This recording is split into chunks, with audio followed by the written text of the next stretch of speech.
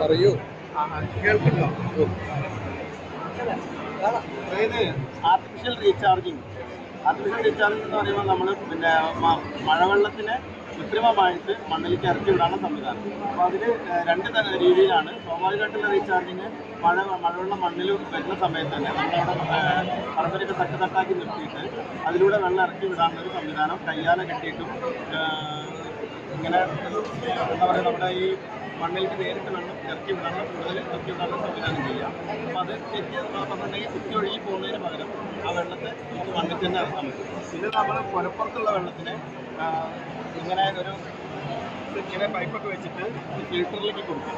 ഈ ഫിൽറ്ററിലേക്ക് വന്നിട്ട് ഫിൽറ്ററിൽ വന്നിട്ട് ആ വെള്ളം ഫിൽറ്റർ ആയതിനു ശേഷം നേരിട്ട് ഇവിടെ പിന്നെ ഓപ്പൺ വെല്ലിലേക്ക് നേരിട്ട് കൊടുക്കും. അപ്പോൾ ആ ഓപ്പൺ വെല്ലിൽ നമുക്ക് നേരിട്ട് ഈ വെള്ളം മണ്ണിലൂടെ ഇറങ്ങി കിണറിൽ സ്റ്റോർ ചെയ്യുന്നതിന് പകരം നേരിട്ട് തന്നെ സ്റ്റോറേജ് ആകുന്ന സമയത്ത് പെട്ടെന്ന് റീചാർജിങ് നടക്കും. അപ്പോൾ അതിൻ്റെ ഒരു കൃത്രിമ സംഭാഷണം എന്ന രീതിയിൽ ചെയ്യുന്ന ഒരു സംവിധാനം. ഇങ്ങനെ മോഡലാണ്. നമ്മളിവിടെ ഒരു തോട്ടിൽ ഒരു തടയണ കിട്ടിയിട്ടുണ്ട്.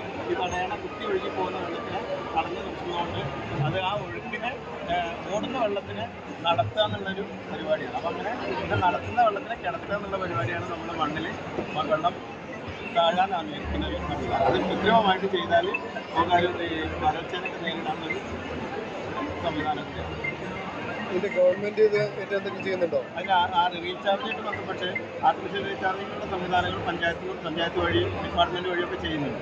പിന്നെ ഗവൺമെൻറ് സ്ഥാപനങ്ങൾ, സ്കൂളുകൾ, ആശുപത്രികൾ, അങ്ങനെയുള്ള സ്ഥാപനങ്ങൾക്കൊക്കെ പിന്നെ ഇത് ചെയ്യാനുള്ള സ്കീമുകളുണ്ട്, പദ്ധതികളൊക്കെ ഉണ്ട്.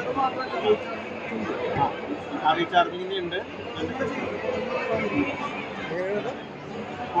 പോണ്ടുകളില്ലേ, കുളങ്ങൾ നവീകരിക്കുക, അതിന് ചുറ്റുഭാഗം കെട്ടി നിർത്തിയിട്ട് വെളിയിൽ കോരിയിട്ട് വെള്ളം സ്റ്റോർ ചെയ്യാൻ സംവിധാനം. പിന്നെ കിണറുകളുടെ പൊതു കിണറുകളുടെ ഒക്കെ സംരക്ഷണം, ഒരു നല്ല പരിപാടികൾ ചെയ്യും. അങ്ങനെ സംവിധാനങ്ങളൊക്കെ ഉണ്ട്. സർക്കാർ ജസ്റ്റ് ഒന്ന് ഓണാക്കി ഇടാൻ പറ്റില്ല. മതി